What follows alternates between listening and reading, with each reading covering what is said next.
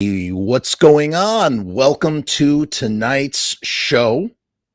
We got a very special one for you. I'm really excited to have we have somebody back again who we've already had on the show. We have a brand new guest, both of which are, in the way that I sort of, have become a enthusiastic YouTube historian of the misfits and stuff. We have in the back here, we have some guys who kind of they do the same thing with Sublime. They are sort of deeply passionate lovers of this music in the same way that I am with that other stuff, and they are the perfect guests to help me deep dive, dissect one of my favorite albums. And here's the thing about Robbin the Hood that I don't like. Here's the thing. It's like kind of like a spectrum. You have Sublime self-titled. When you think about the three main albums, and obviously there's a lot more stuff besides that. But really, when it comes to Sublime, there's three main releases. There is 40 Ounces to Freedom. There is Robbin the Hood. And then there is the self-titled album.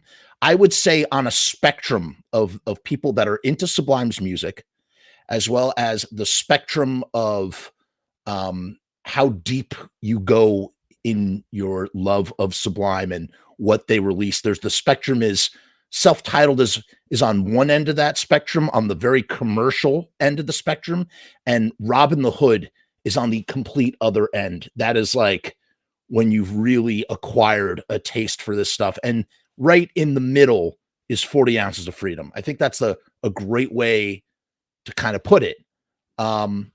And yeah, I love this record. I love every single note. Like this is an album that I start from the beginning and I play all the way through until the very last note. And I want to talk about it tonight. So we're going to do that. And to help me do that, back with us again is we have Reed. You may remember Reed when we did the Sublime Lives episode. So here is Reed. Hello, Reed. Yo. And joining us, the other person who's joining us, I'll give him just a slight bit more of an introduction, is Eddie Villa. And Eddie, he has a remarkable YouTube channel full of Sublime treasures, all sorts of stuff Sublime adjacent, just all that, all really, really good stuff. I'll put a link down to his channel below. You must check out all the stuff that he has there. And now to join us is Eddie. Eddie, hello. How are you? I'm doing good, man. How are you doing? Doing well. It's a bit rainy out here. We're expecting some flooding, perhaps, but that's global warming, East Coast weather. What can we do? No snow.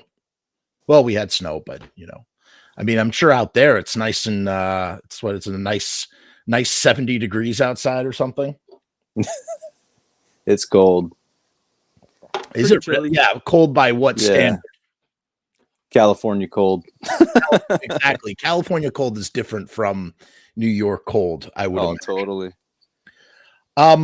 Let me ask both of you guys, why do you guys love Robbin the Hood? Go ahead, Evie. I'll start it off. Well, it's cool because Robbin the Hood, since I got my copy 24 years ago from a buddy of mine, I never even really knew about that album. But when I saw it in his collection, I said, let me borrow that CD. It was the summer of 2000. And I had 40 Ounce and the self-titled by then. And when I listened to that, I was blown away because it was like so pure, like raw talent. And it flowed like, just like 40 Ounce, it flowed like start to finish. And you could just hear such a genius. Like Brad's, like his like genius was firing on all cylinders on that album. And you could totally hear it. It's amazing. It's a cult masterpiece. I would agree. It's a cult classic for sure. What about you, Reed? What does it do for you?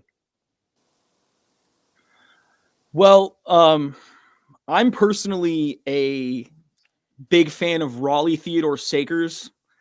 Eddie can tell you, like when I get into dark places in life, or if someone screws me over, or if I, am on the short end of a bad deal in the music business, I find myself quoting the anomaly and the greatness of Raleigh Theodore Sakers, often to Eddie over the phone and to other friends who are understanding. Uh-oh, we got a freeze already. It started. Hey, can you see me though? Am I still here? Yeah, I see you. Reed, we lost you for a second. Check your internet connection. That's fine, I think. I mean, you guys froze for me a minute ago too, so Interesting. Wow. Very, very interesting. That's okay. We have you here now. Yeah, go ahead. Oh, now you've muted yourself. I'm not muted. Oh, no, now you're good. There we go. We can hear you now. Okay. Yeah, I don't know. You guys froze for me at the beginning of Eddie's intro, so I don't know if it's a me thing or a you guys thing or a what thing. But anyway, the music, the vast array of diversity that comes with the record. You have acoustic songs like Mary and oh no, Reed. I know. I think it's Reed. I don't think it's us. Yeah, I'm perfect, right? Yeah, I'm perfect. Reed, I can see you I think perfect. it's you, buddy. It's not us. It's you. All right, Reed is. You know what, Reed? Get on your phone, Reed. Get on your phone and try what I'm doing. I'm on my phone and it works perfect. You know, Reed. You know what helps? Sometimes when let me kick Reed out. And Reed, can you enter the? Reed, I'm gonna boot you for a second. I want you to come back in via the link. That's all right. This is just great how it happens. So there he goes. He's back. He'll come back. Yes. Okay. So what's amazing about Robbin the Hood? Truly. Oh, he's back. Hey, there you are. Okay. Great. Try it on your phone. Try your phone instead of the laptop. I think he's on his phone. No, I'm not. I'm on my computer. All right. If this doesn't work, I will move to the phone. I switched internet connections to the 5G and I reset the system. So let me know if it craps out again. All right. Aside from Raleigh Theodore Sakers, you've got acoustic masterpieces like Mary and Boss DJ. A favorite of mine off the record is Greatest Hits. I love Eric's bass line on that song, as well as the shout outs to Bert Suzanka and the Ziggins, and Pool Shark is an emotional masterpiece. Oh no. Reed! Switch to the phone. Switch to the phone. You've got acoustic. You've got spoken Reed, word. we're losing you, buddy. Yeah, we lost you again. Switch to the phone.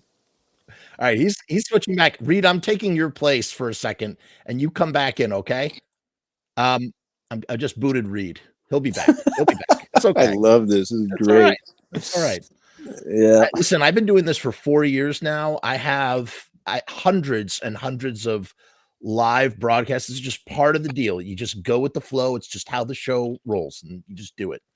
To piggyback on what Reed was saying, the thing that's amazing about Robbin the Hood is that it is a cornucopia of stuff all weaved together, and somehow, even though one track is as different as the next, almost at like a mixtape level, it still somehow feels cohesive, like as one big like piece of music. Somehow I can't explain why. In fact, it's almost with the sequencing, because here's the thing, the foundation of Robbin the Hood is 6 or 7 songs that were originally just a demo that they had cut for Epitaph. And what happened was it didn't work out. I believe it was amicable, right? Like it was kind of like, here, you take the tape, and they got to record for free. And oh, it's upstairs on top of the shoes. Um, it's one of those, the foundation is built on this demo tape, and things didn't work out with Epitaph. They decided to, you got to turn your phone though, I think, Reed, or try turning your phone. Yeah, you got to rotate it sideways like I did. What? It's on my selfie stick. Keeps putting me upside down now. I'm so sorry. Yeah, dude, it happened to me too. Oh, now he's upside down. Yeah, that's what happened to me. You just have to rotate it the other way. This episode looks like it was recorded in a flop house. Okay. Yeah, that's great. So yeah, no, it's built on this crazy foundation of these demo songs, and then it's expanded with just all, as you said, you know what it is? It's almost like it's a pure flow of creativity. There's no real producer kind of reining it in. There's no Paul Leary. There's, I guess, here's my question for you. This is where like gaps have, because the thing is, I've always tried to figure out like what exactly is going on here with Robbin the Hood. Where is Miguel during the recording of Robbin the Hood? And as it relates to the DJ guy, you said, maybe you could fill that in. That's a good question. Miguel was definitely around during that time, during Robbin the Hood. And he wasn't like living in a crack house with Brad. I don't know about that.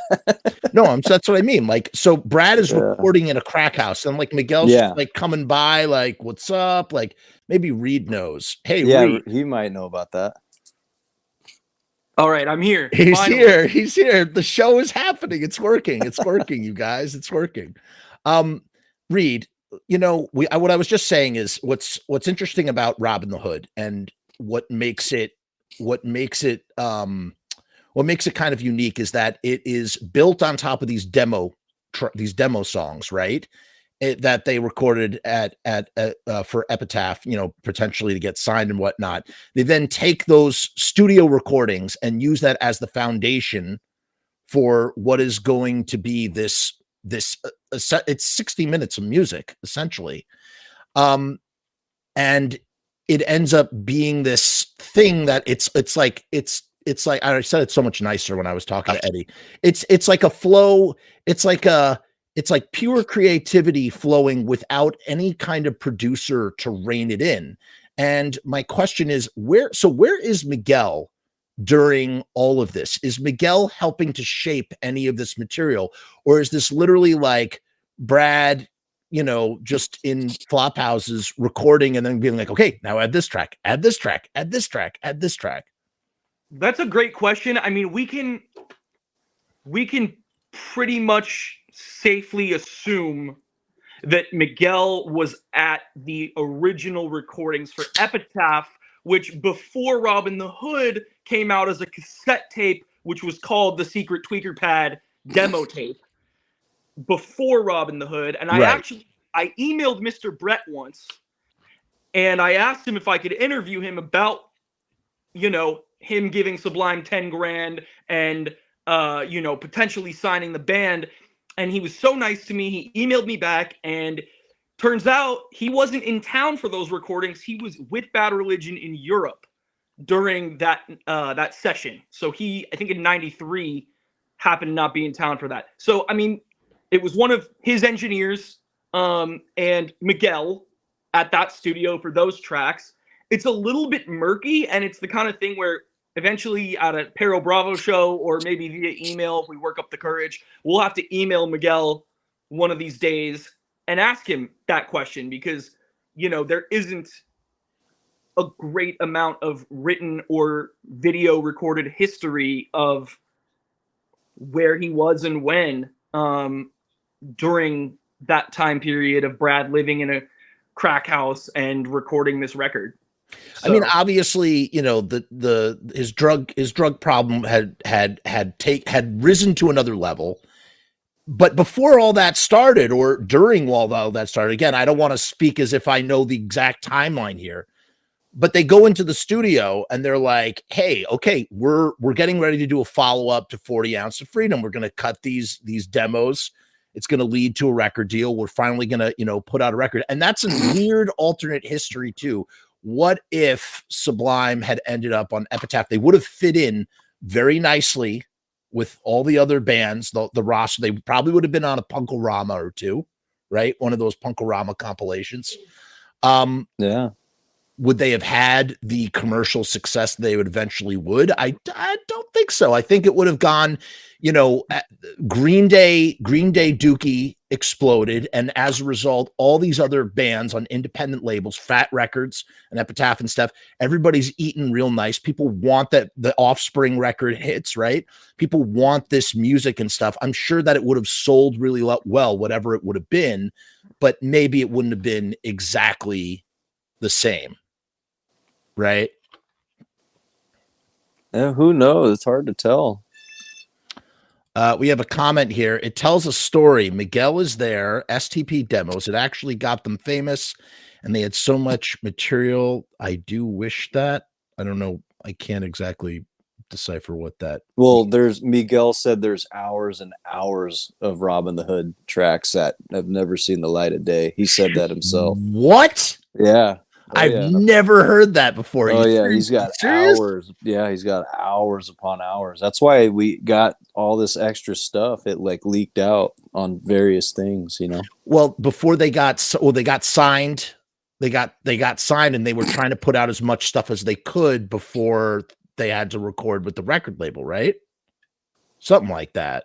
Right. And then things after Brad passed, like Bums Lie, the Psychosemantic release, where they leaked more Raleigh and some of the K-Rock interviews. Some of those takes I think may have come from that era. Yeah. Right. Yeah, that's crazy. Right. You have the instrumental version with a Boss DJ is on there where they're right, and band. it's electric. That's the only electric version we have of Boss DJ is on a bootleg, which is crazy.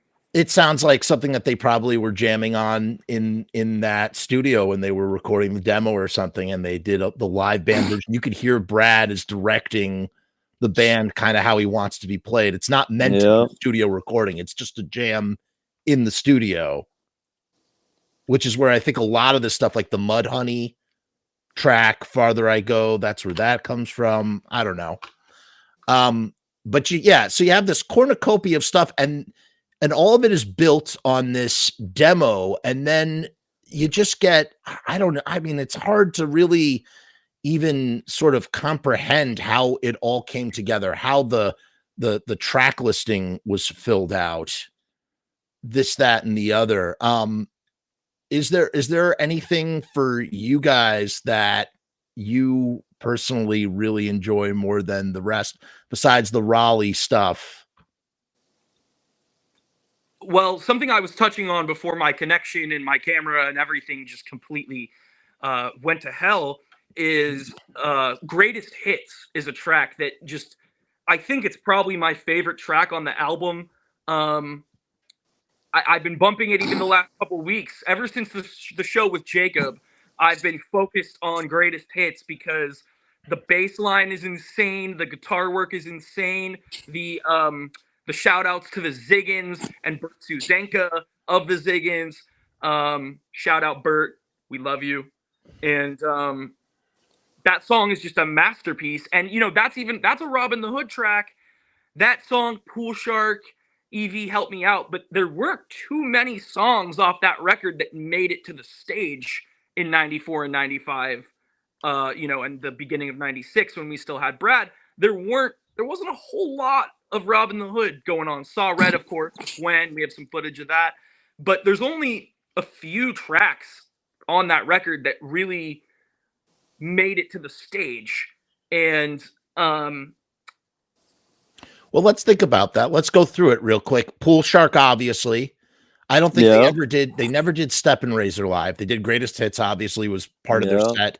Saw Red, Work That We Do, of course, then turned into Under My Voodoo. They did STP. They did Boss DJ acoustically. Fallen Idols, that was played at like every show. All You Need, of course. All You Need. Mary was at the Firecracker Lounge too, acoustic. Right. But Brad did play Lincoln Highway dub at Petaluma. That's really cool. That on Yeah. the last show. The last show he did it as instrumental, just like it is on the album. So Does the solo and everything. Is there any actual? Is there any? Do they ever actually do Santeria live? They sure did. Wow. I've seen it. Wow. I've seen it too. Wait, Yeah, so Reed's seen it. was that so that was early 96? That was sometime in 96 when they were doing April 6, 1996 at the One Shack time. in Anaheim. One That's all that we have. That's all that we know as far as like of the recording that exists. That's Amazing. what we know. That's a recording that we are aware of that exists. That's not to say there isn't a recording that exists out there in someone's basement somewhere. Yeah. But it's the only show that we have record of them playing Santeria live. And Brad actually singing the lyrics and not just playing it as an instrumental. Right.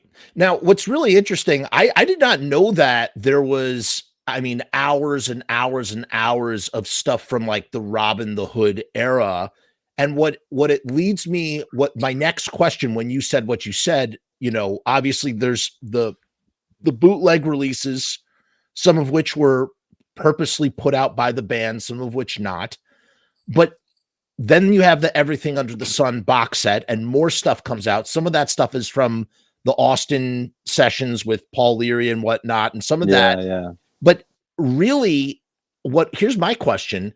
If there's so much of it, how much of it is really, because even like, you know, Miami and Angelo, these are cool things to hear. I like listening to them, but they're not, you know, I mean, they're fragments. They're like studio they're studio sketches, they're mumblings, they're not cohesive, completed songs the way some of these other songs are.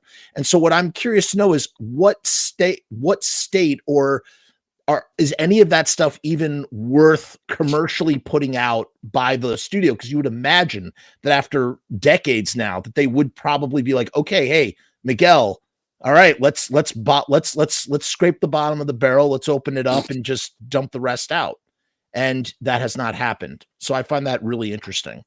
Well, that touches on something. So, I mean, this wasn't exactly public information, but it's something that I heard 9 years ago or so. So I feel comfortable saying it. It's not a new rumor, and it's technically not a rumor. But so the 2006 box set, Everything Under the Sun, if I remember correctly, that box set scraped the bottom of the Bud barrel with Bud on drums. Oh. But it didn't scrape the Marshall barrel. Get the okay, that yeah. That's why we got gypped on a lot of it. Wow. Okay, that's really interesting. And now all of a sudden the politics come into play, and now it all makes sense. Yeah. Now it all makes sense because there's that's a whole other subject.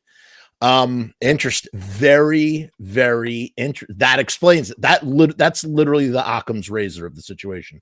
The most likely explanation is simply, you know, because there's this whole thing, and I recently did an episode about, you know, Miguel's play. Miguel, I always found Miguel very fascinating, just in the sense that like he really is the fourth member of the band, but he's not on stage with them, but he used to play with them on stage. And then they became, it really got solidified and turned into a three-piece, sometimes to their disservice, in my personal opinion. That 92 footage of them with Miguel on second guitar, I mean, he just fills out the sound, you know? Yeah, it's the ultimate 40-ounce experience. It really is the ultimate 40-ounce experience. 100%. During that sort of musing, just trying to figure out why certain things are, and you guys, I think, just gave me another piece of that puzzle. I now think I understand. Yeah. I get it. Unfortunately, like they have to all sign off on this stuff, and if they don't sign off, you know, we don't get to hear it. Yeah, that's a shame. Well, as long as it exists in some form. It's out there. It sounds like Brad was recording every day in some way, shape, I know, or form. Really. That's crazy. That's crazy. What do you guys both think about the sequencing on Robbin the Hood? Oh man, it flows so good. I think the most amazing one is like the intro, Waiting for Bud. It's so soothing and so mellow, you know, just like Yeah. from the get-go, it's like do do do do. It's And we were just talking so about that chill. the other day when Eddie and I were on the phone. We were talking about doing this show with you. I never looked it up because I forgot to. But Eddie, did you ever look into, is Waiting for Bud a cover? I heard it is, but I couldn't find proof of it, you know, when I was looking for it. But I Or is heard it it's just some like maybe kind of they stole a riff from somebody and cooked it into something else, like they did with a lot of stuff? Yeah, I'm gonna actually look at.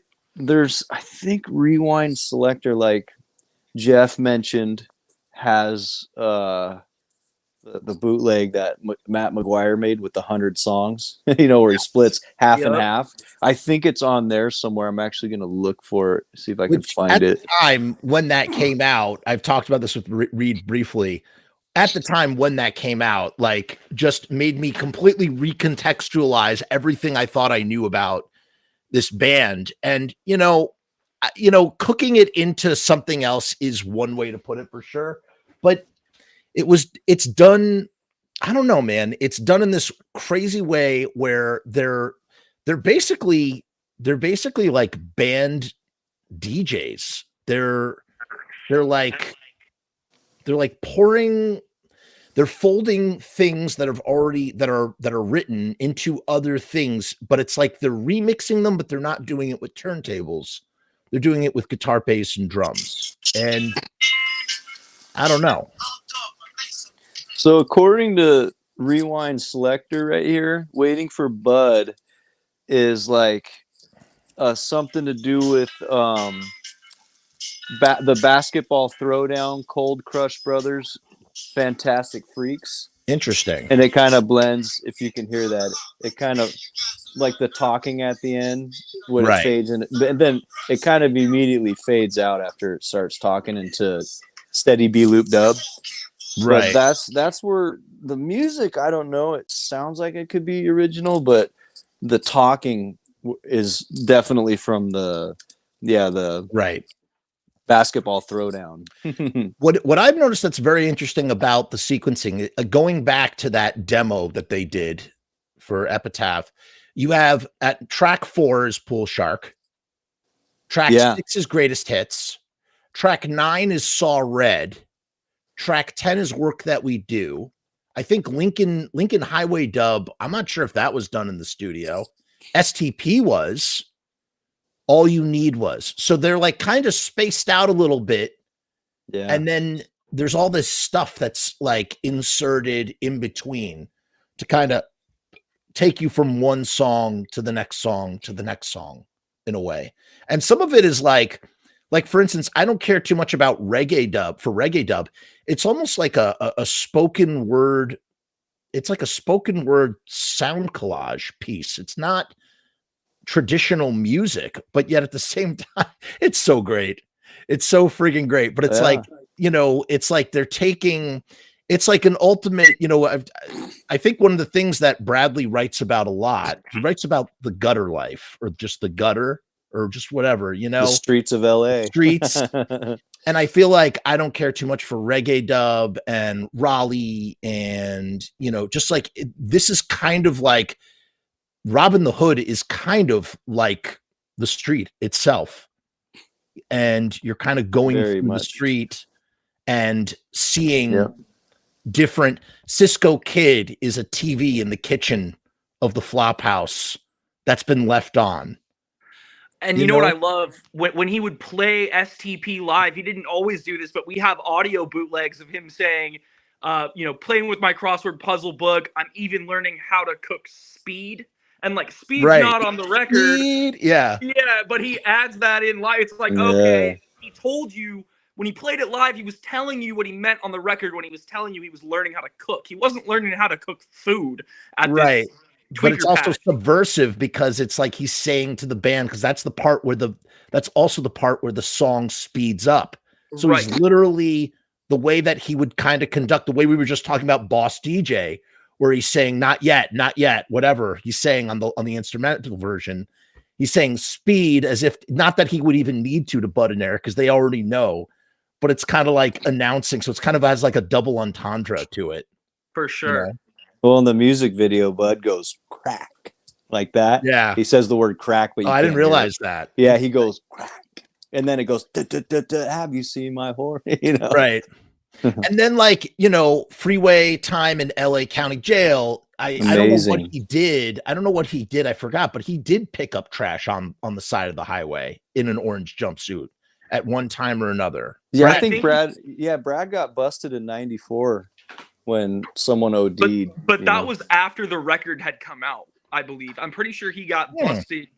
He got busted. I was looking at it today. He got busted, I think, in like July of '94, and the record came out in February. So that maybe it was a different time he got arrested. Maybe he was in. Yeah, because he's talking. Sorry, go ahead. He's talking about in there. It's like he's basically talking about his time sitting in a cell. So you know, right. But that's what I mean. It's like, yeah, he's doing this kind of. He's doing this. It's like he's like a gutter poet, like a beat poet on the street, doing, you know, singing about a life that he didn't really come from initially. You know, he grew up under different circumstances, but he gravitated towards these subjects and wrote about them. And Robbin the Hood is really a portrait of the LA streets, you know? But you know, Brad, the way Brad arranged the track list, it's like if you've never even heard the record before and you play it, it sounds exactly like each track is where it's supposed to be. Totally. It's sequenced perfectly. And the first time I heard it, like I'm saying, this was 24 years ago in 2000 when I first got it. I'm a Pink Floyd fan, and a lot of Sublime fans might be as well. But if you're a true Floyd fan, you can listen, you know, you go back to the album called Wish You Were Here by Pink Floyd. Sure, I know that album from start to finish. I don't know, but it sounds like Brad took that idea and wanted everything to flow from song to song perfectly and fade in and out, just like they did on Wish You Were Here, that whole album. And, you know, it's interesting, too, to go back to what Reed was saying about Raleigh, the way that, you know, again, as part of the portrait of the street, you walk by a halfway house and there's an old man on the porch. I mean, he wasn't literally on the porch, but I'm just saying in this concept, there's the old man on the porch just talking to himself. And you keep walking by him on the street and he, you know, that's once, twice, three times, you know, and he's talking about crazy stuff. Is it true that is Matt Vargas the source of the Raleigh stuff? Well, there's a lot of different stories, but I heard one of the stories, tales, lies, and exaggerations I've heard about Raleigh is Matt Vargas, Sublime drummer Kelly Vargas's brother, worked at a halfway house in Wisconsin with, I believe, and I could be wrong on the name, but I'm pretty sure it was Jay O'Brien's mom. He worked with Jay O'Brien's mom at a halfway house in Wisconsin. Drummer for TSOL? I believe that Jay O'Brien. Interesting. It might be. Yeah, that sounds like the right Jay O'Brien to me. The Long Beach Jay O'Brien. So yeah, he's TSOL is from Huntington, which is right next door, right? It sounds like it. And Jay O'Brien, okay, so that makes sense. His mom worked at a halfway house with Matt Vargas, where Raleigh was at an undetermined date and time in the late 80s or early 90s. Right. And that recording was recorded at that halfway house, and Matt Vargas ended up with it. This is where the story gets a little murky in my brain, but I believe a copy of that tape got passed to the Ziggins, specifically John Poutney, the bassist of the Ziggins. And through the Ziggins, obviously that tape ended up in the hands of Sublime and Miguel. and somewhere in there, a copy of the original was dubbed by, I believe, Greg Odell. Greg Odell had like a tape duplicator, and he duplicated a copy of the original and gave that copy to Eric. So like this was like a tape that the guys like had and thought was funny and ended up using. And I don't think they even necessarily tracked down Raleigh Theodore Sakers, because they, like, I tracked down Raleigh. We'll get into that. But, like, I'm the one who cracked the actual code and found photos of the man and found 70-year-old newspaper clippings talking about him. Wow. And like, I don't necessarily know if the band even knew who he was. They just had this recording of this old man because his name was really spelled Rollie, Raleigh. But Right. they spelled it Raleigh like, well, they spelled it Raleigh like North Carolina, but they spelled it fancier. Yeah, and they subverted the I and the E. So they spelled it Raliegh, but none of the fans even noticed that. All the fans spell it Raleigh, but really the I and the E are subverted in the Sublime spelling of Raleigh. If you look at the front of Robbin the Hood, it's Raleigh, Raliegh. And that was the red herring that threw a million people who are, because one of the most fascinating aspects of Robbin the Hood, at least at the surface level, when you first discover Robbin the Hood, the first thing that you're going to probably notice is this crazy old man talking 3 times. Who is he? It paints a picture in your head. Like you can literally imagine what is happening. This conversation between Raleigh and the guy, and he says, "Oh, you're gonna fucking die." Right. And yeah. Sorry, go ahead, Eddie. You see, Brad was very, very smart at with legality stuff. And Brad knew, and this is what I heard. I heard that Brad knew that if you take something and you use it and you change the spelling of the name, then you can't really, it's harder to get in legal trouble. And that's why he altered the name of the outtake of his ex-girlfriend, Irene. He spelled it differently. Like it's spelled differently on the Black Album. You know? And wasn't her name Eileen, and he changed her name to it was Irene, and he said Irene. And that piece of info actually came from my unreleased interview with Eben Sterling from Thrasher Magazine, who the song Eben, right. Brad stole his guitar lick, made his own song. That was a case of almost blatant. He took the guy's song. I mean, the guy came up with the song. You could say that Brad rearranged the song, but that the song really was that guy Eben. Right. Eben's song is by Eben, essentially. Took his song, changed the lyrics, made it about him, but changed the spelling of the name so it wasn't about him, and then called him a Nazi in the song. And so in my interview with him, he talks about, it's an unreleased interview, but he talks long and hard about the experience mentally of having to deal with all of that. Deal with the fact that not only was your song stolen, it's named after you, and you get called a Nazi for no reason. Like, he has nothing to do with that side of belief systems at all. Right. And he was just shocked when it happened. But and he did an I instead of an E. Once again, changed. Yeah. Well, he knew how to change the spelling, so they couldn't get him on instead of the E and change the spelling entirely. Yeah. I think Sublime just spelled Raleigh wrong. I think they thought Raleigh was I before E. And they got away with a lot of shit. For sure. They did. Oh yeah, you can't do that. You cannot do that. Some stuff they didn't, like the Lemon song, but there's a lot of stuff they were. Oh yeah, Get Out, the Lemon song. Yeah. Zeppelin. Yeah. I'm sorry, I cut you off, Reed. Finish what you were saying. You're good. You're good. We'll get back to Raleigh, man. It's a recurring theme throughout this entire, discussion. I will say this. I asked Eric himself when I met him, the one time I met him, that was my one thing I said to him. I said, "Dude, what's up with Raleigh? Where does the come from?" He told me, coming off of his tour bus, his short bus, if you will, it was a Long Beach short bus, one of the few times they played in New York City. This was almost 20 years ago. And he said that was Kelly Vargas's brother, Matt, had a tape or something about the tape. So he said it was Matt Vargas from his mouth to my ears. Right. So but again, as you know, these things do these inside jokes and people ask you questions. And of course, what's the most annoying thing about when everybody wants to know the meaning of an inside joke? You don't tell the truth, or you don't say what it is, because that ruins the mystique of the inside joke. So do you guys remember the rumors on the internet 15 plus years ago that like Raleigh might have been Bud? Like, people thought it was Bud. People were like, oh, I think it's just Bud making a funny voice.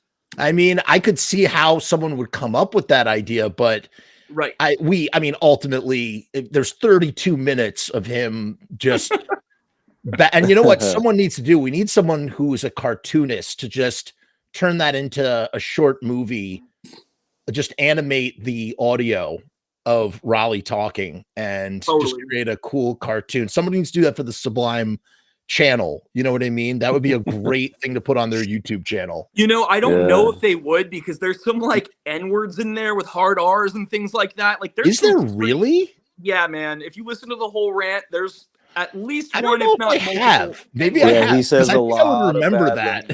Lots of bad. There's a lot of foul. You can't get away with it today.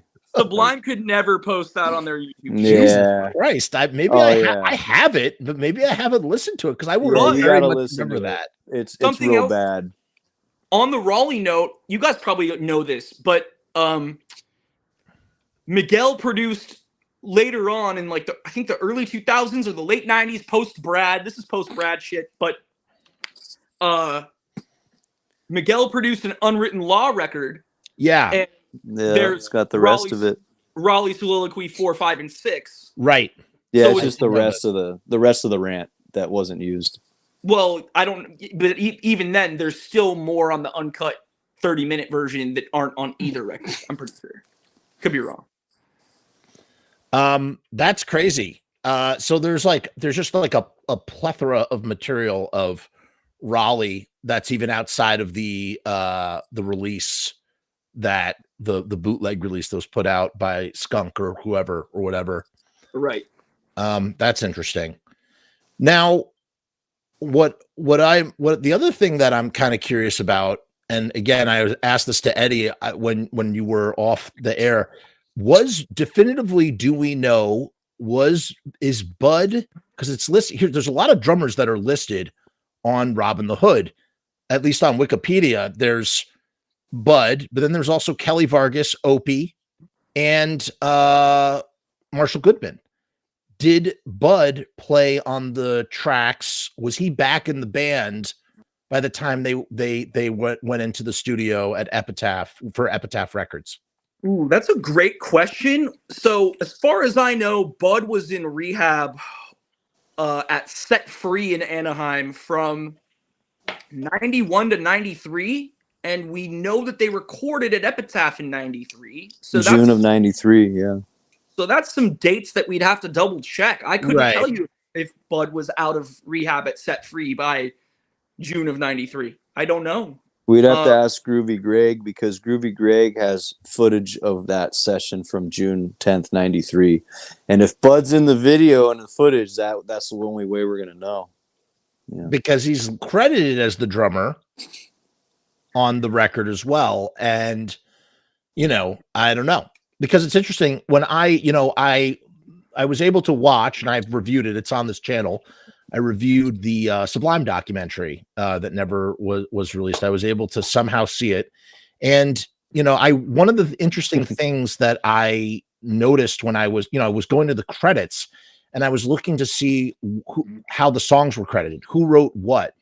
And someone who is listed on a lot of the songs as a co-writer with Brad, is actually Marshall Goodman. He wrote for 40 Ounces of Freedom, outside of what's on Ja Won't Pay the Bills.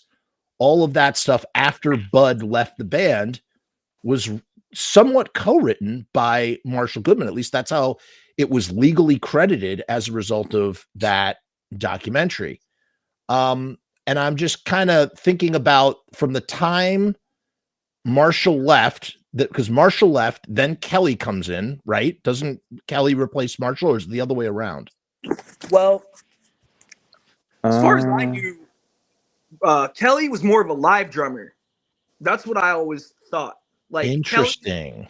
because like that's just what I've always heard over the years, just from being around, and then also in the way that they thank him on Crucial Thanks. It's like, thanks to Kelly Vargas for stepping in there and making it happen. And it's like, to me, that was Right. stepping onto a kit and playing shows when they needed him. I didn't ever necessarily think that Kelly was on any recordings, but I could be completely wrong as well. But that's the impression that I've been under. They probably went back and forth. I mean, Reed was able to rescue footage of the chili cook-off in '95, where Kelly Vargas ends up saving the whole show. How did he end up saving the whole show? Well, it's interesting. The footage of that show starts with a completely random dude on drums, and it's like some dude from a different band that obviously had never played their music before, and like it wasn't working out at all. Like you can tell this guy is struggling through the first maybe song and a half, and Brad kind of like puts an end to it because he spotted Kelly in the crowd. And he's all, Kelly, get up here. And Kelly climbs over the railing, gets on the stage, and finishes the entire set at the Chili It's Cook-Off. so good. It's so good, It's too. crazy. It's like good quality, too, from Mr. Rick Jansen, who filmed from the side of the stage.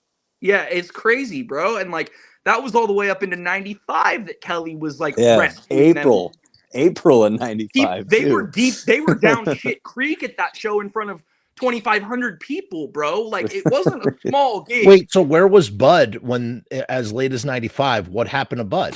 He was late that day, didn't show up. Okay, gotcha. Whatever.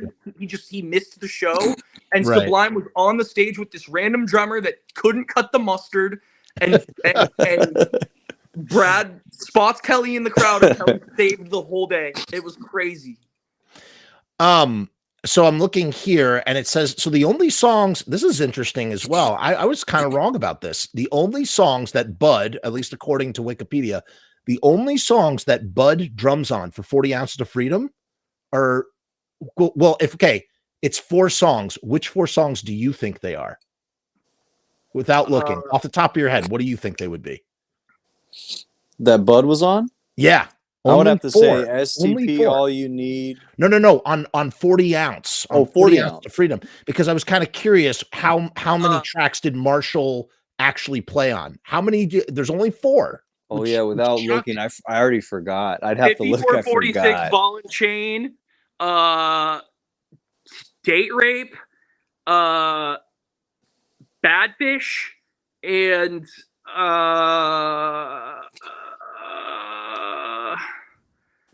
am I close? I feel like I'm smoke two joints. Are you ready for this? Bad Fish is one of them. Right. Which is something that I always, I mean, Bad Fish I knew off the top of my head without even looking. I knew Bad Fish. That was clear in my mind. Let's Go Get Stoned. Right. Ooh, wow. DJs and New Song.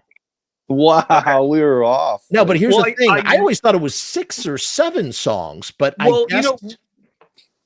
Well, okay. It's all the songs on John Won't Pay the Bills were him, but I don't think all the songs on John Won't Pay the Bills made it to 40 Ounces. That's the catch. That's true, right? There's those earlier, slower versions of those songs, and that's Bud drumming, and that's why also that got some re-release love, right? That John Won't Pay the Bills was re-released on vinyl.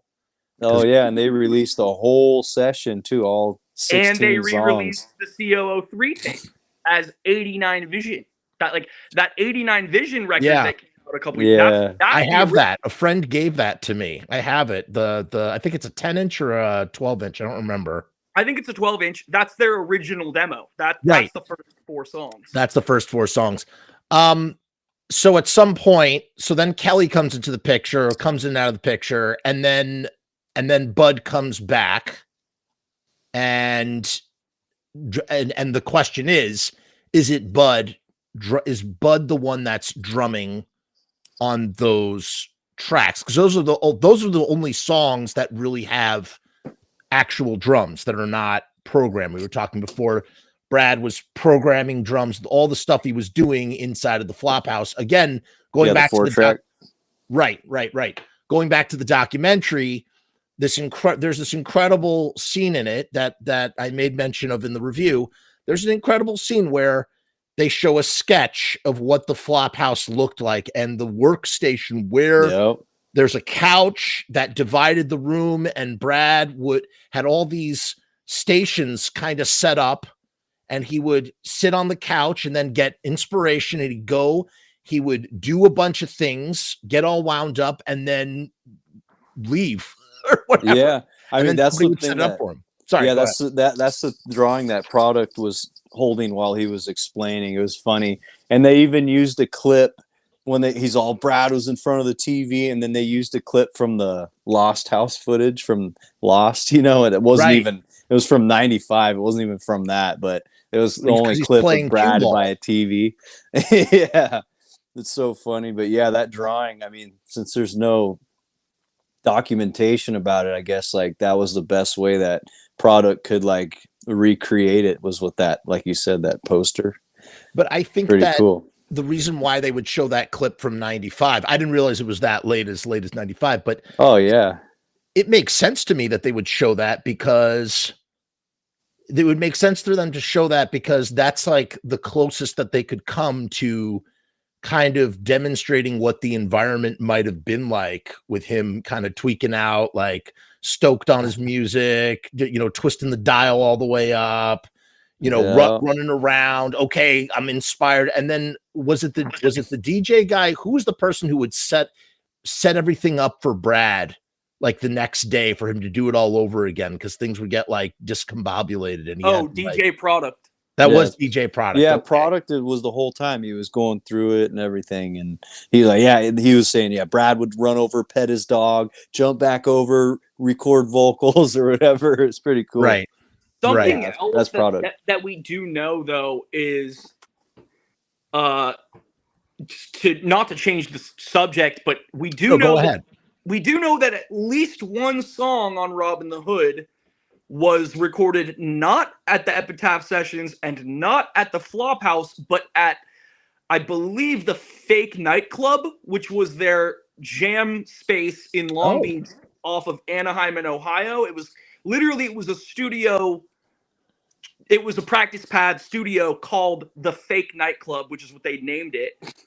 And through my interviews with Badass, rest in peace, heard on Tupac's track Crazy, as well as my interview with Larry Black, also known as Cue Ball, who are members of Dog Pound affiliates The Low Life Gangstas.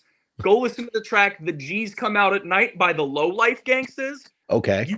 You will hear the rappers that were on Cue Ball on Robbin the Hood. So I interviewed both of those gentlemen. Badass has since passed away. Larry Cue Ball is very much alive in Las Vegas.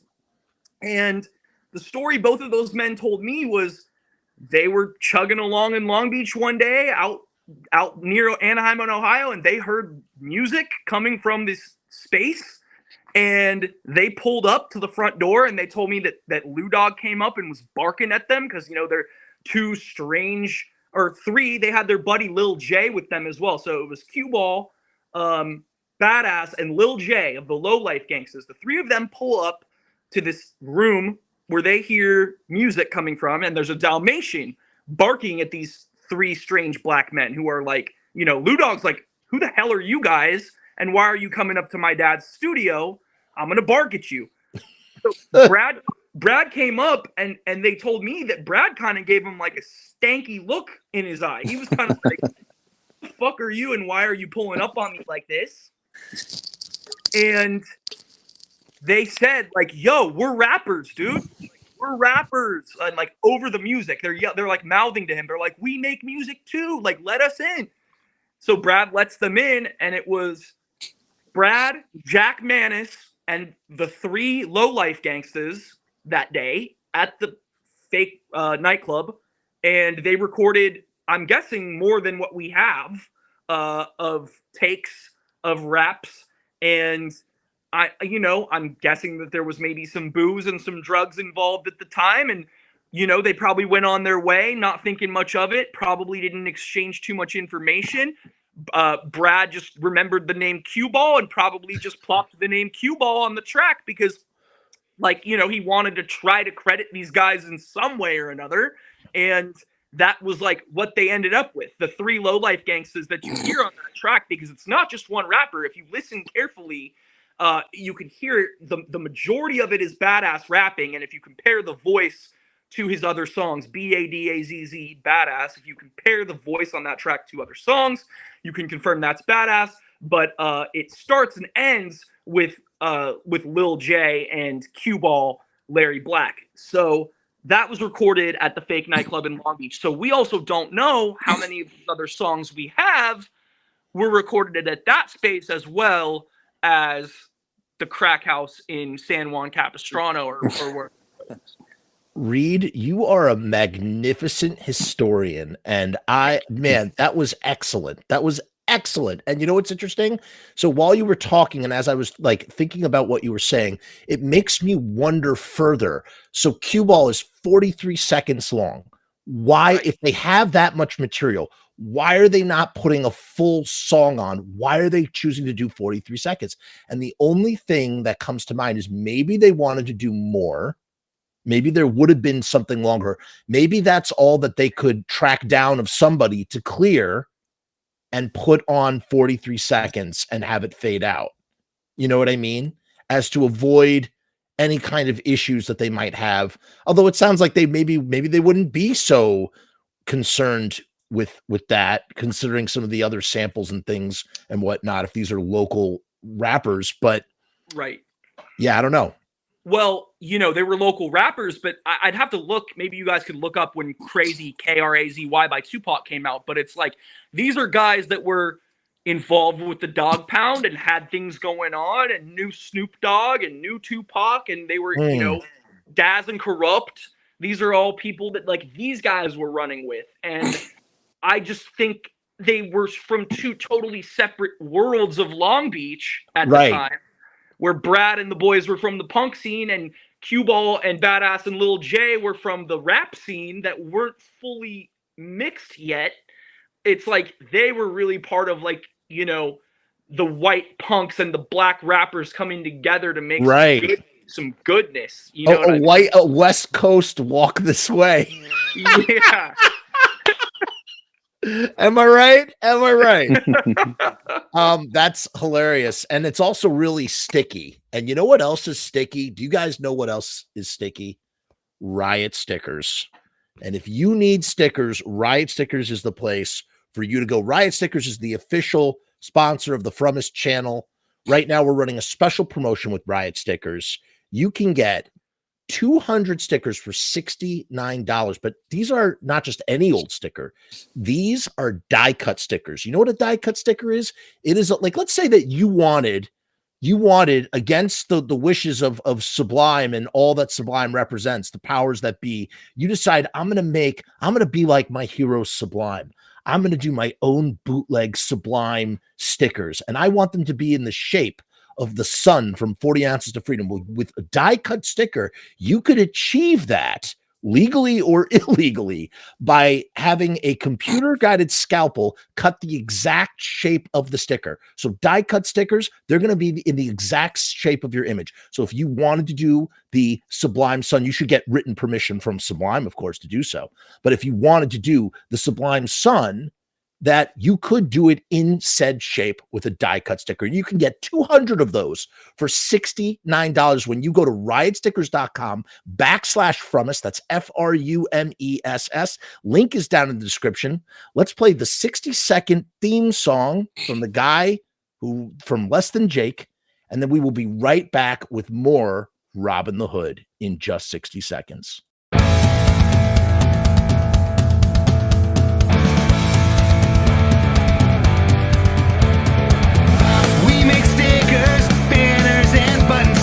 Posters and promo cards, there's nothing we can't print for you. From stage backdrops to bass drum heads, we can print on shirts, we can print on hats, we can print on pants. Cheap prices and high quality, quick turn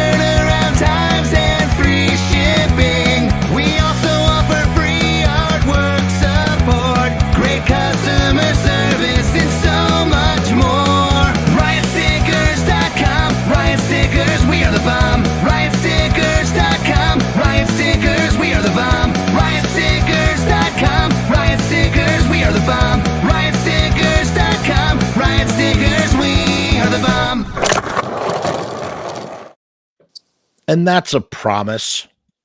Do you know what that's a reference to?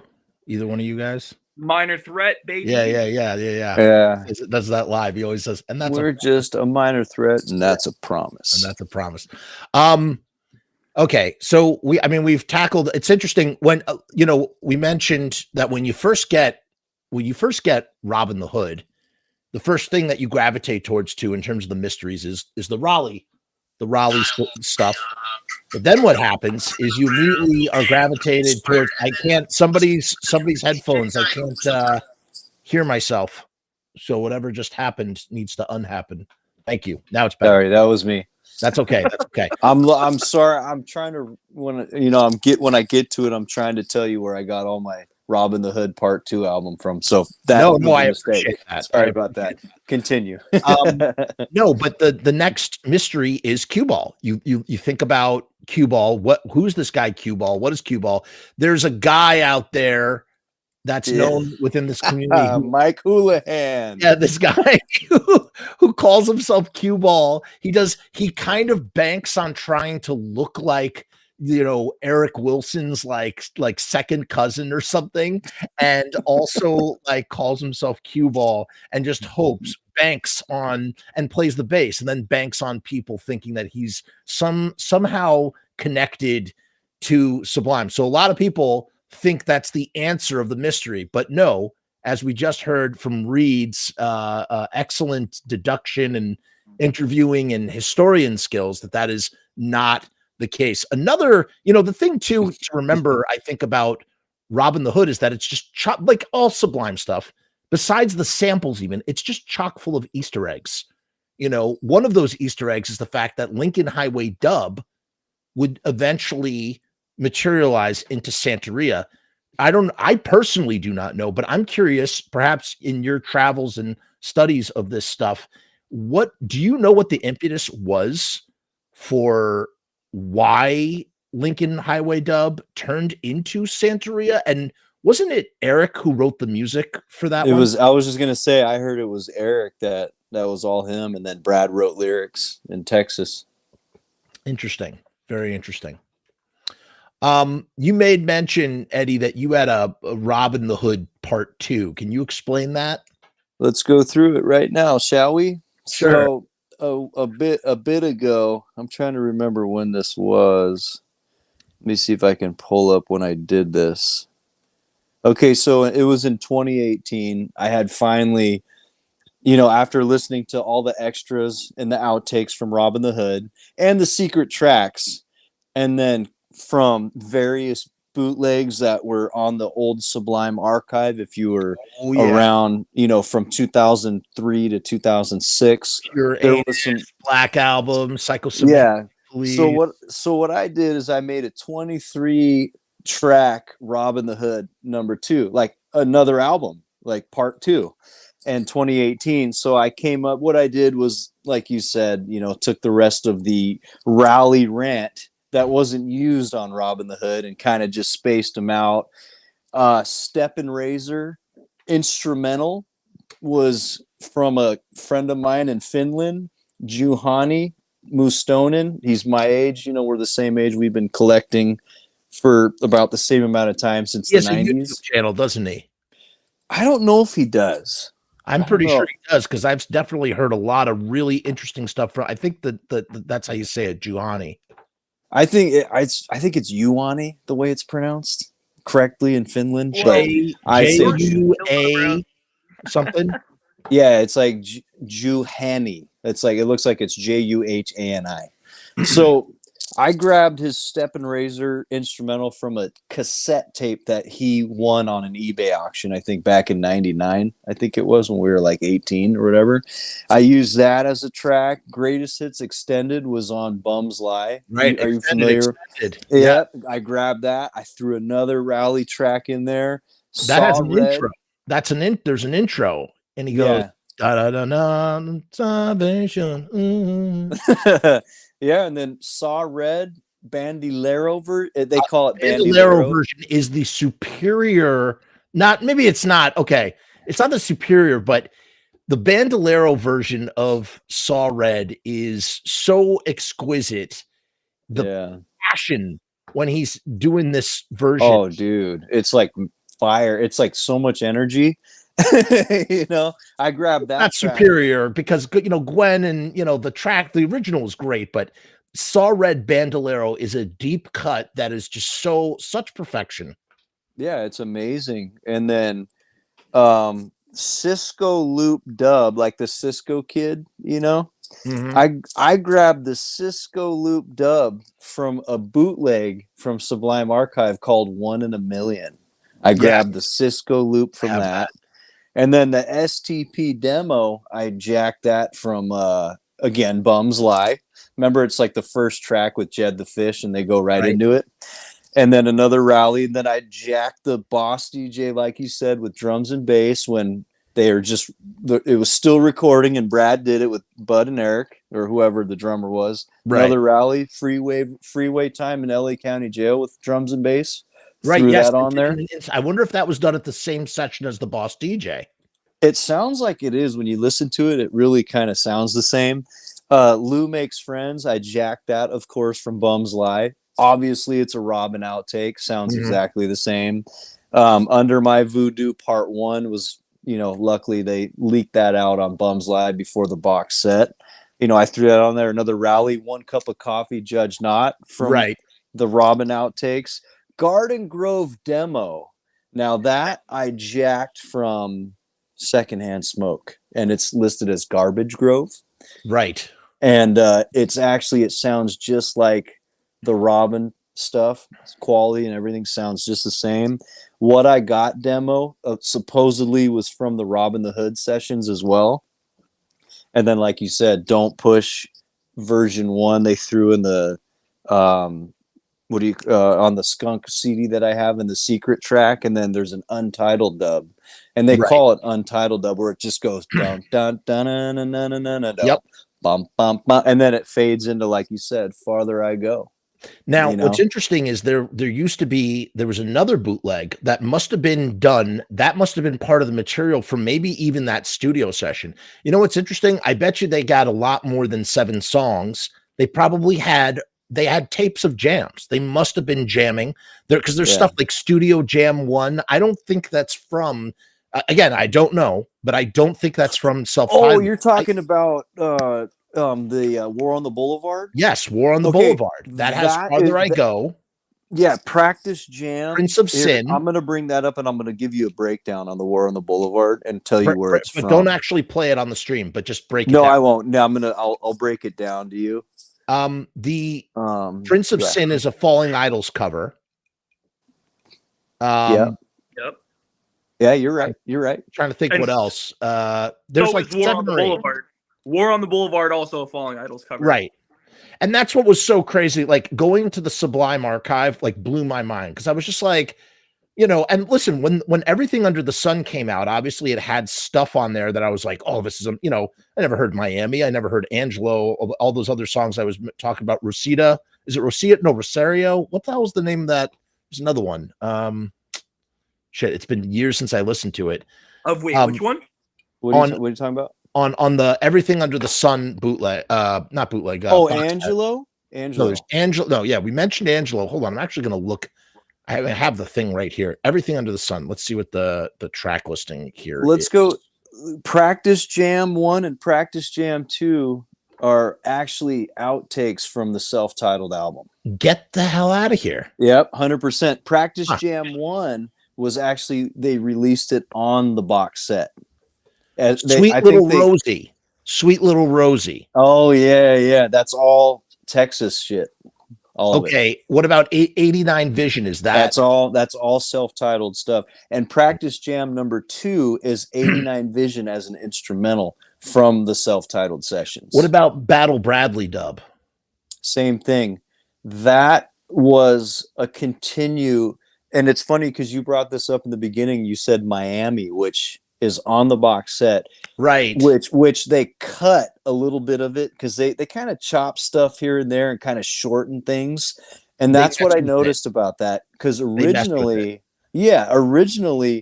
It was called Homicide Dub, and they Yes. threw it on Stories, Tales, Yes. Lies. And it has like, it's a little longer than what they It's chopped also on and the cut. bootleg. Homicide is also on. That was what okay. I made a mixtape called Lord Have This Grilled Cheese. And it just took all my shit. I took all the shit from the bootlegs that I really loved. It had Battle Bradley dub. It had the Homicide dub. It had Saw Red Bandolero. It had, I mean, this is like 2002. Ninja Me Ninja. That's another good one. Ninja Me Ninja. I don't think I've had that on there, but Ninja Me Ninja. You know, here's what's interesting. Mike Control and Angelo are both listed as 4-track.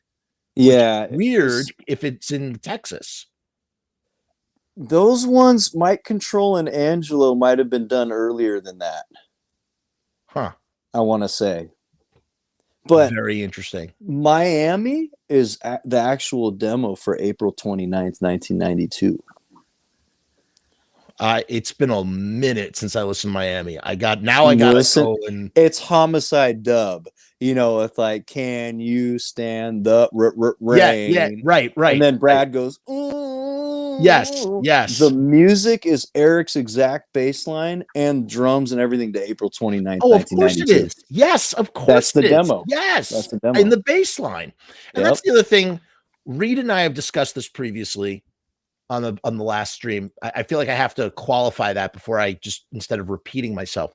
What's amazing about Sublime is that, you know, for the most part, Sublime, as much as Sublime was spearheaded by a frontman, Sublime is supported by this incredible rhythm section that is holding shit down when Brad's not playing guitar, you know, as so often is on a lot of the live stuff, especially in 94 and 95, right? You know, where it's just drums, bass, and vocal, and Brad is just doing something over the vocal. You know what I mean? And it just, you know, what Eric is doing with the bass, he's carrying the band. I mean, so is Bud, but like Eric is doing so much on the bass, and he never gets highlighted as like the great, you know, top 10 whatever bass players. People do not realize, I know, his brilliance as a bass player. It really he's called the God of Thunder. You know? Yeah, rightfully so. But you're right, he doesn't get the recognition that he deserves for the genius that he contributed. You're right. I mean, listen, Sublime was, you know, Bradley was the heart and soul of Sublime, but, you know, Eric carried that band on his back in many ways. And I don't just mean being the sole person to be on every single release besides Bradley. I just mean, or song or whatever. I just mean in the sense that like what he's doing with the bass carries that band in so many ways, and people don't. Oh yeah. It's so good. It's just such a trip. I think we covered this on the last episode too, is like, if his dad, a world-class jazz drummer, did not teach Bud and Eric as small children how to play these instruments, you know, that magic would not have happened the way that it all did. It's really a generational thing. Yeah, you know, Brad came from a musical family. Bud and Eric came from this musical background as children with Eric's dad, and just the recipe and the time was right. If you know, the butterfly effect, if the butterfly effect had gone one tick of the clock another direction, like we maybe never would have had Sublime. You know, it's trippy that we even existed in the same timeline as this greatness. So when we look back, harping back to Greatest Hits and STP, we're looking at two tracks that were clearly written by Brad when he's living in the flop house talking about this kind of life. Yeah. Right. I mean, he did jack the intro to Greatest Hits from Yellow Man's Zunga Zunga Zunga Zang. Right. Yep. But otherwise, yeah. And oh no, never mind.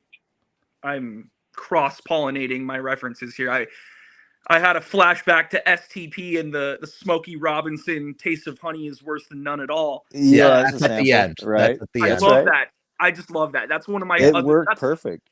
That's just a nice button. It's a button at the end of the song. It's so nice. The way that here's the thing. What I was trying to put into words, what I was trying to say earlier. You know, the Sublime, what they're doing is they are basically approaching all of their musical influences on their sleeve from the same sort of mentality that they do down in Jamaica with reggae music and accompanying musics, where, you know, in the same way that, you know, hip hop, you know, so many different people can use the same beat and rap over it. And I feel like that is really what's going on with Sublime. Probably the greatest hip hop influence on Sublime is not the sampling that they do, but rather that they are literally doing that. You know what I mean? Instead. And that's what is happening, you know? So I don't know. It's a trip. The whole thing.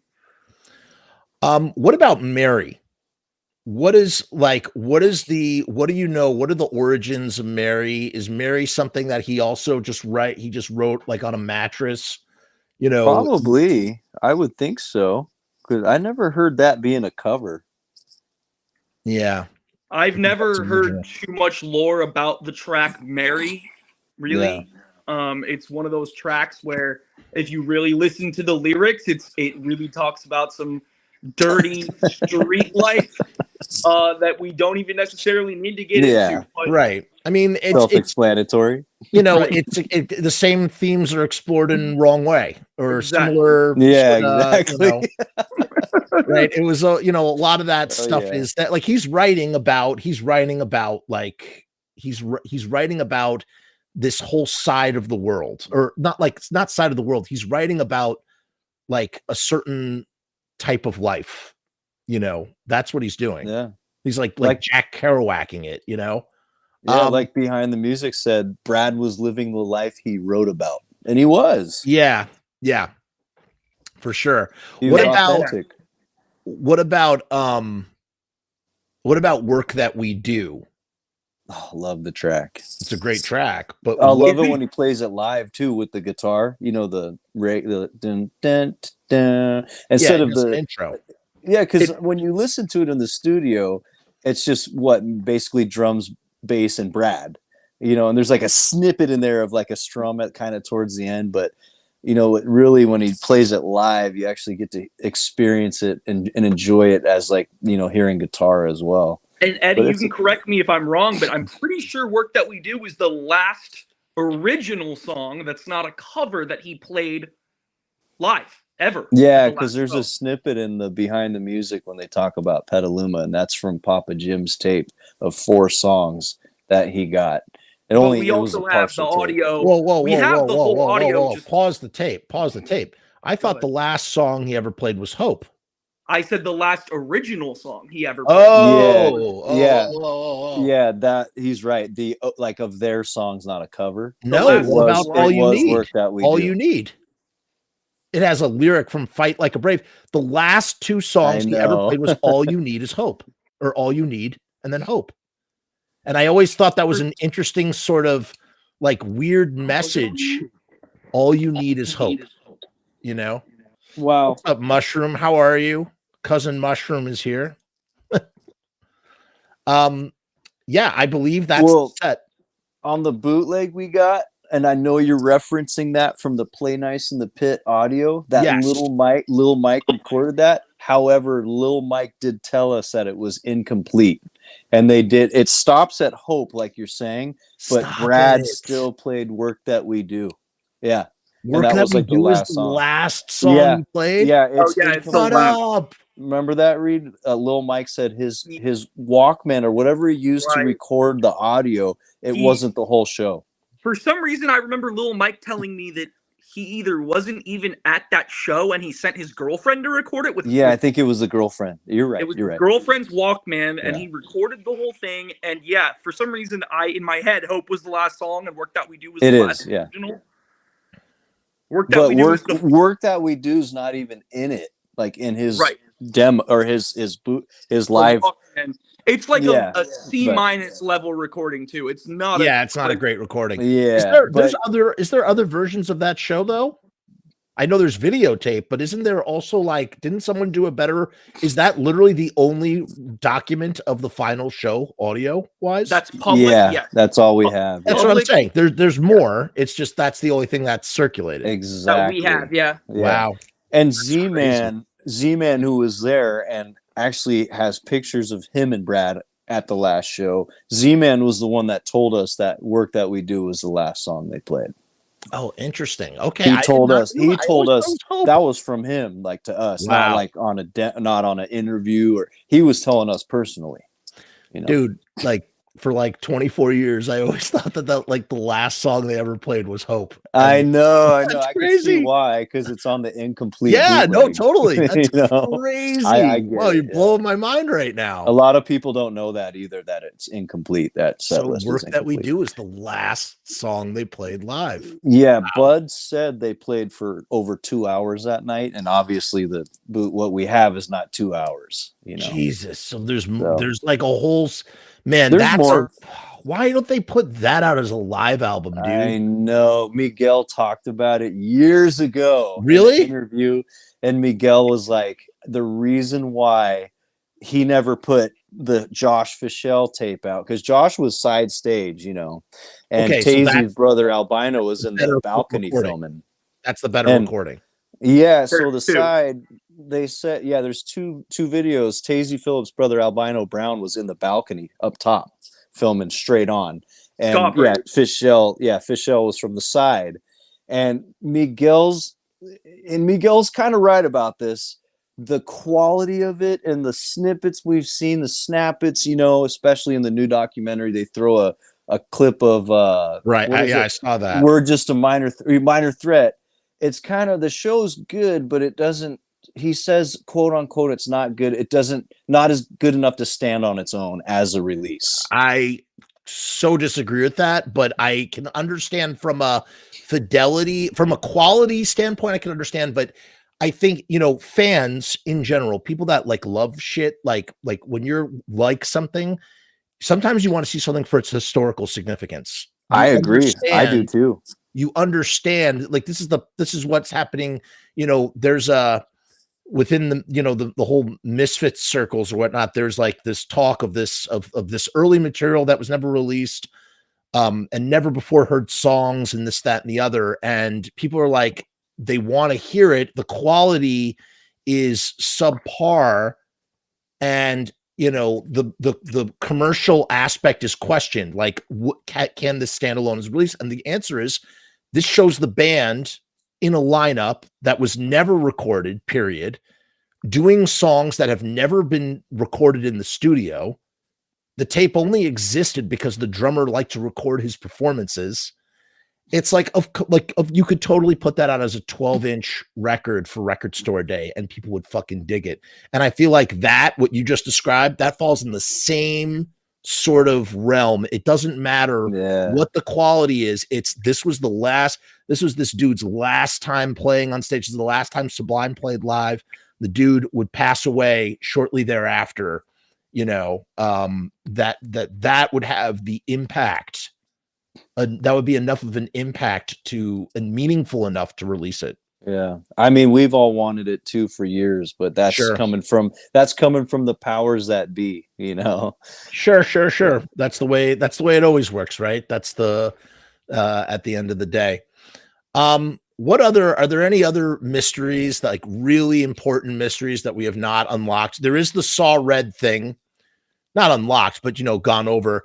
The Saw, and this isn't a mystery, but just that, you know, it's interesting. Like, No Doubt is one of those bands that, along with the Ziggins, right? No Doubt is one of those bands that was kind of like a fraternal band with Sublime. They always get lumped in together or associated together in some way, shape, or form. And I really think part of that comes through the fact that Gwen does a duet on Saw Red and he does a duet on Total Hate. You know, which often gets mislabeled as a Sublime track, which it is not. It's a No Doubt track. Yeah, Funny. You know, I funny know. enough, this end of last year, I was at the Hollywood Bowl catching Incubus with my high school buddies, and in between bands, like as they were setting up for Incubus, Total Hate came on, and I was so excited about it. I was like, wow, of Great all track. the No Doubt tracks to play before Incubus hits the stage, the one with Bradley on it, I was like, this is rad. Here we are. It's 2023 at the Hollywood Bowl, and Bradley's voice is wailing across, 10,000 people. It was rad. It was a moment last year where I got to enjoy that. But yeah, Barrington Levy, man. Barrington Levy, Saw Red, beautiful. Who's a great artist in his own right. Song. If you ever listen to Murderer, is a great track that he's done. He's done a bunch of Stories, stuff. Tales, Lies. That's a good one. Well, we have that clip, of Oh yeah, Long they Beach did that All-Stars. live. I forgot about. Yeah, I know I it was was talking kinda about the towards the end. original Murderer by Barrington Levy, but I forgot they does that with the Long Beach The Double Dubs, All-Stars. yeah. Yeah, That's a great clip. I love that clip. That's a great track in general. The studio version is fantastic. And he also, Sublime used to cover another Barrington Levy song, Under Me Sensei, maybe. They used to, The Dubs, yeah. They did that. Yeah. Underneath Sensi, yep. No, Sublime did that. No, Spanish Oval Rock, whatever Spanish Oval Rock. Oh, Prison Warning Oval Sign, Rock. Prison Oval Rock. Prison Oval Prison Rock. That's Oval what I'm Rock. thinking Yeah, of. Correct. yeah, you're right. That's Barrington Levy as well. Some call it Spanish Town, but a Prison Oval Prison Rock. Oval Rock. Absolutely. Yeah, what is it's a good one. what is the origin of the Step and Razor music video that you see on Story Tales, Lies, and Exaggerations? What's that all about? I know. I've been wondering that too. Just a random dude, just with a boombox, kind of dancing. And I wonder if that was Fischel who filmed that. I'd have to ask. That's a good question. Now, there's several versions of that documentary. It's my understanding that there's even longer versions than what was released on DVD. Oh, I made my own. I combined the version that was pre-released in the mini movie in '96 that I have. Were you asking about the tour short and the tour long? I saw a tape. I saw a tape that was 24 minutes long, and I was like, "What is this?" That was you. Yeah. So they did a mini movie as well, like that. It's probably about 20 minutes, and Step and Razor's in there. However, it's slightly different than the one they put on the box set. And I combined the two together, and I made it longer on my channel. That's an EV edit. So that's on the Snowcore tour, post Brad, this is winter 96, 97. It was Voodoo Glow Skulls, Face to Face, a bunch of those, Friends of Sublime type bands. I think the Far Side might have even been on it. The Snowcore, for those who don't know, was a winter version of the Warped Tour that is, no longer around. It ended long before the Warped Tour ended. But on that second Snowcore tour after Bradley passed away, they showed a director's cut of Stories, Tales, Lies that we never got publicly. Oh, wow. They showed on that Snowcore tour, the post Brad Snowcore tour, they showed at every date a version of the film that never got the DVD, never got the tape. So Eddie made his own extendo version, but we don't know all that's on the version unless we can track. And even then, if we track down someone who was at that concert 26, 27 years ago, who's to say if they would even remember the difference between the one that's on YouTube and the one that they saw at that concert? You know what I mean? So somewhere out there, though, I know there is a Snowcore cut of that film, and it's, I'm pretty sure, longer than everything else we have. Yeah, and included footage of the last show that they ended up pulling for the final release.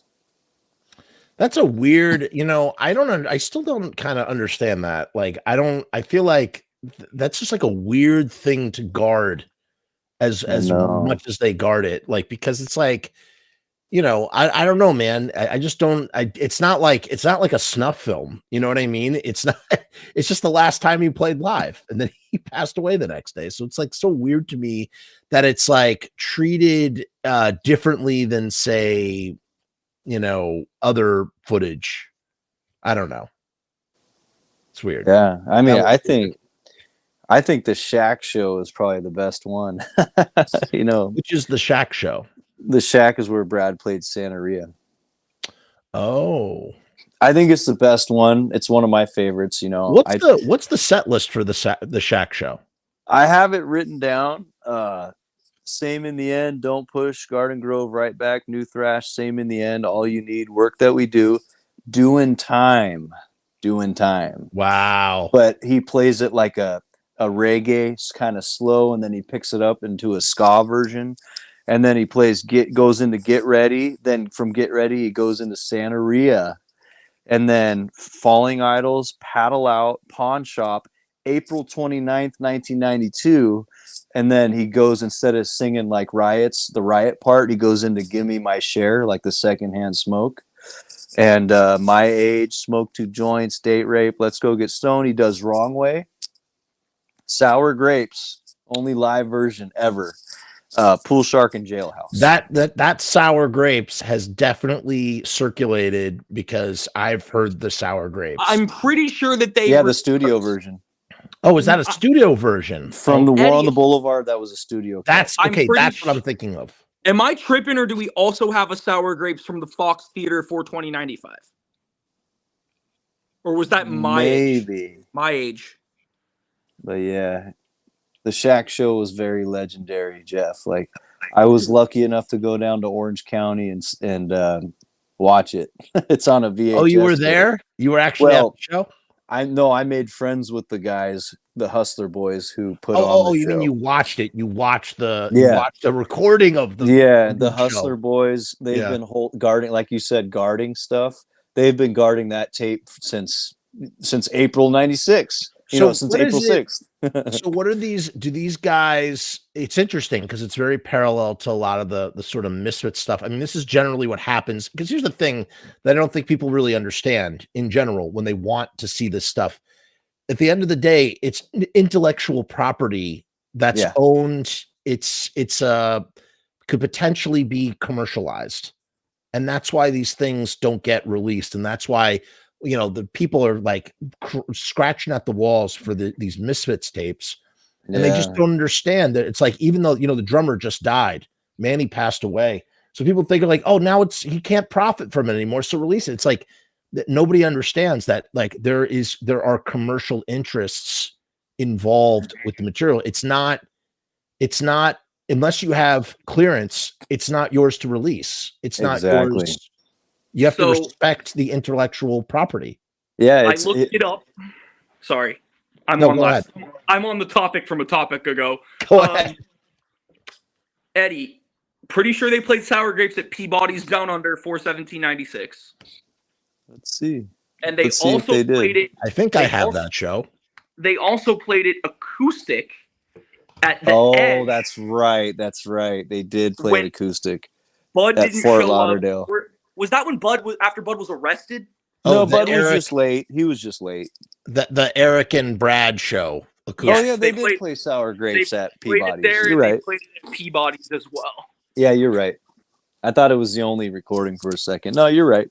I see it. What were we just talking about before? See, here's the thing: is like these guys. These two brothers that started Hustler Snowboards, I'd become really close with one of them. Right.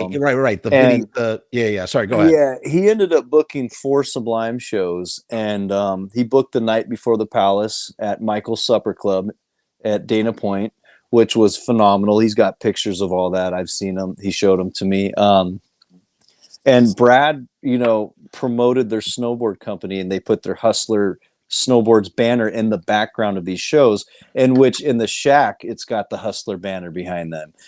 Like, this was a big deal for the Hustler Boys, and like you said, when Brad died, they like shut down these two guys, and it like hurt them so bad because like they got so close to Brad that, Brad actually loved these guys from what I heard from the inside crew, and they shut down and they just kind of put everything away, and they were so sad, and they own it. Like you said, it belongs to them. It doesn't belong to the public. It's their stuff. And even on top of that, it gets even trickier because Sublime interest, they own the songs and the publishing and this, that, and the other. The guys who you just said, whoever shoots here's how copyright works with videography and photography. If you shoot the thing, you may not own the music, but you own the recording of the visual. You own the visual, not the audio, not the sound. You own no. You own the audio too. You own the recording. You don't own the song. Yeah, the copyright or whatever. You own the copyright of that specific recording. So those guys, what'd you say their names? The what boys? The Hustler Boys. Hustler Boys. The Hustler Boys. Yeah. They don't own Santeria, but they own that recording of Santeria.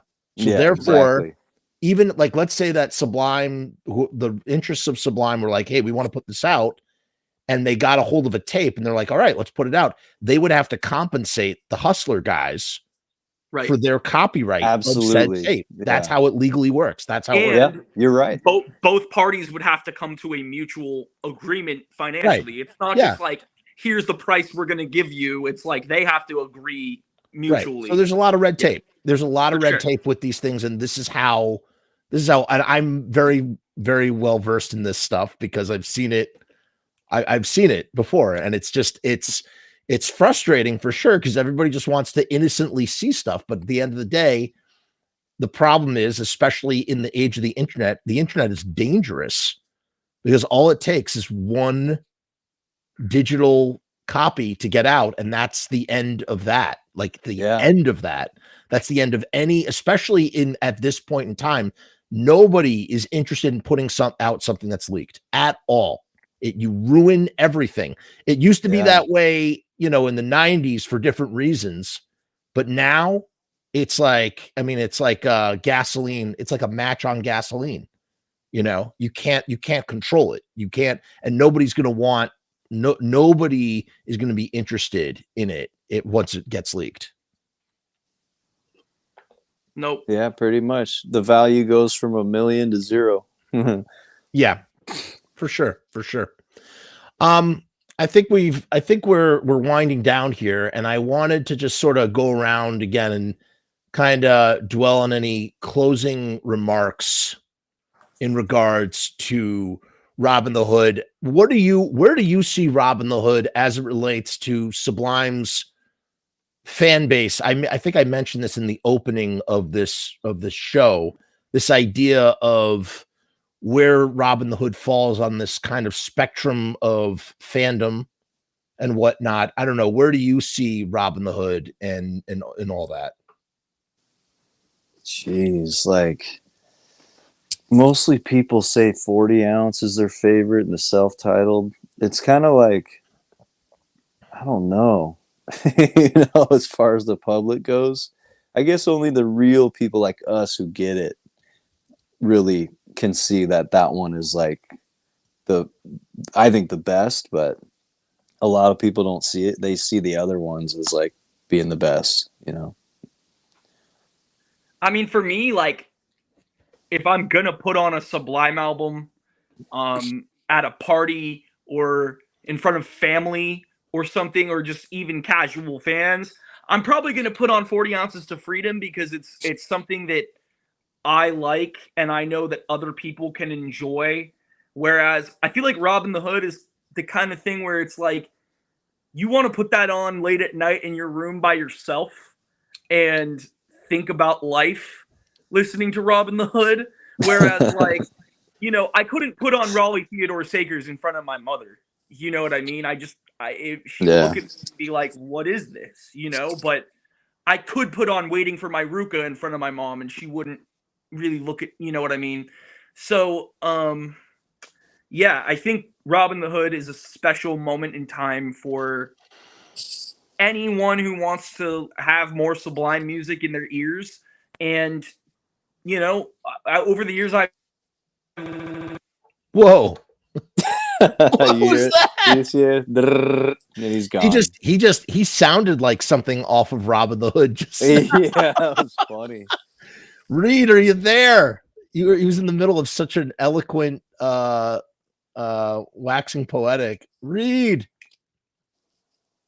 They did. Speaking of All You Need, they re-released that on the box set with Eddie Ashworth's remix. I think Bud's on the drums on that. I gotta tell you, we've gone this whole episode without talking about Sublime with Rome, but I have to tell you something. Let's do it. My eyeballs rolled to the back of my fucking head when I saw that that they released a song called "All I Need." Or all you need. No, No, it's all- all no. I need. Yeah, you're right. It is all I need. Yeah, you're right. And I was just like, "Are you fucking kidding me?" I was like how desperate, like what a desperate, like fucking God. That made me so mad when I saw that. Like I've been pretty indifferent to Rome in general, apart from using the Sublime name. But when I saw that, I was like, dude, what a desperate friggin' well, it's over with now. No. That's for sure. Yeah. Here he is. He's back. Reed. Yo, It's okay. my phone rang. Someone tried to FaceTime me right now, and that's what happens when you're using your cell phone for things like this. So You know what Reed, you sounded tell like, Reed? Reed? Yeah, tell Reed what it sounds. Reed, you sounded like something on Robbin the Hood for a second because it went. It was like it made a oh, really wow. it was crazy something that noise. Brad would have loved to have included between the Cisco Kid and Raleigh Soliloquy Part 2. It would have just fit that's in crazy perfectly. that happened. Repeat, yeah. Jeff. Please repeat what you told me to read right now too. He What needs did to I hear say about what? about the all I need. Well, because Eddie was talking about All You Need, and there was a remix, and I said, I think I might have said this to you already. I've told you that I've been pretty indifferent to Rome and, whatever. He's just doing his thing. And I don't like the name is used, this, that, and the other. But the fact that he put out a song, like in all seriousness, like, hey, I got a new song. It's called All I Need, is just made my eyes roll to the back of my fucking head. Cause it's like, dude, like, are you serious? Like, you're really serious. You're really fucking serious. You're really you're that desperate. You're that, I mean, that screams such desperation to me. I don't know. I just thought it was ridiculous. What were you saying before you turned into a sample? I was saying that 40 Ounces of Freedom and the self-titled record, I would say, are, especially the self-titled record, are much more palatable for a casual audience. And if you're a Sublime fan, which there are millions of on the planet, you're going to love Robbin the Hood. So, maybe you're a casual listener and Robbin the Hood's not for you, but if you love Bradley Nowell and you love Sublime, Robbin the Hood's a great record. And I know we're not too much into responding to comments, but we've got someone saying that they feel like Bradley's not getting enough representation. Look, we all know Bradley Nowell is the GOAT, and that's why we're here. I didn't even see this comment. Wait. Yeah, it's right there. I see it. I see it too. I feel like Bradley isn't getting correctly represented. I'm really confused. Are you talking about in this live stream right now? I'm not trying to be rude, but I don't think he is. I feel like this is a documentary with Bud. What are you talking about? What do you mean? We've been talking about Robbin the Hood and Sublime and all Sublime, Bud, Eric, and Miguel, and Kelly Vargas, and everybody for the last almost 2 hours. There's a line on the 91 freestyle. There's a line that Bradley says. That's a good freestyle on the box set, and the lyric is, "My name is Sublime, Bradley is my band." And it's like, I love that lyric because it's like, to me, talking about Sublime and Brad is somewhat interchangeable at certain points. Obviously, he's not the only guy, but it's like, without him, you wouldn't have had Sublime. And that's not to say that maybe without other people, he wouldn't have created Magic too. But I think Sublime is a posse of many people that was led by Brad. And so it's like, he was the band leader. And when we talk about Sublime, he was the heart and soul. He was the heart and soul of the band. It's that simple. But, listen, again, Eric Wilson is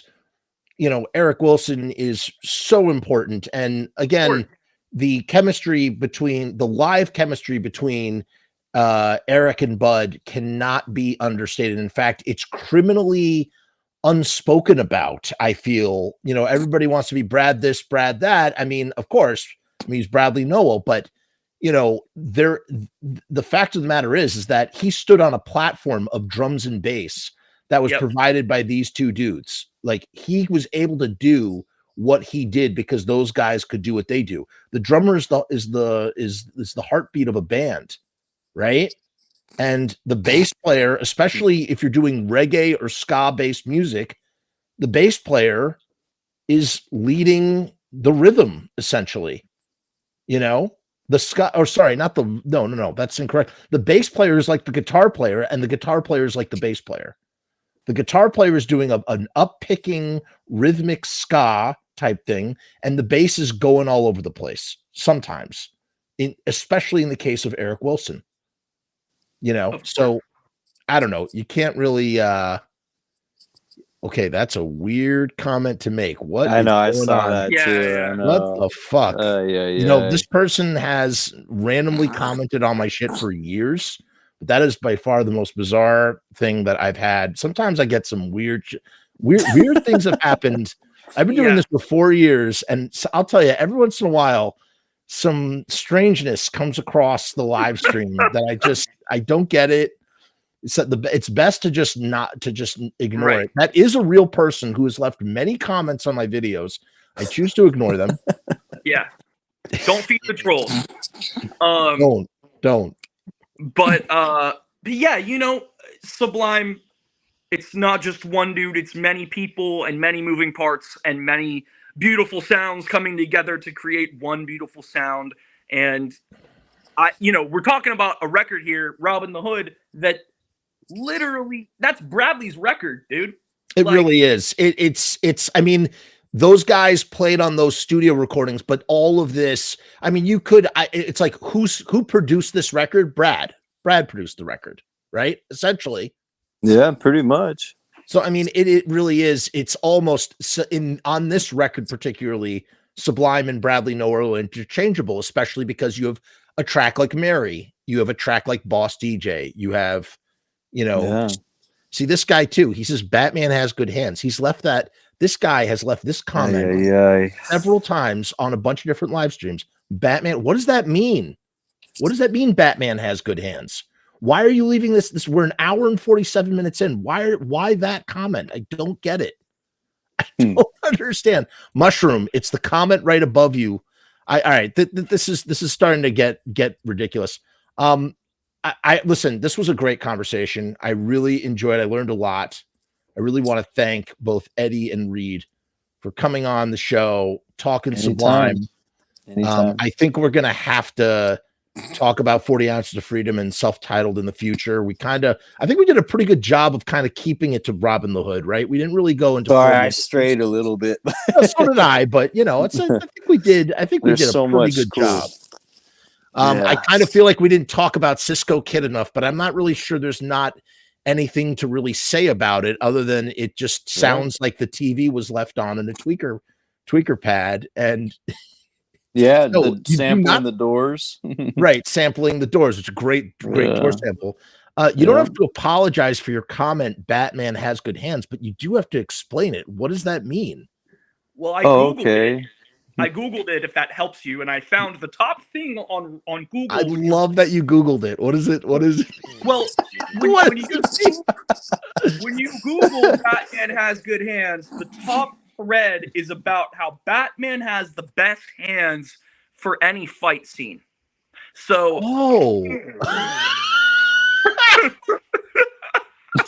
that is something that would also go on Robbin the Hood. Right after I don't care too much for reggae dub. Yeah. It would just be like Batman has good hands.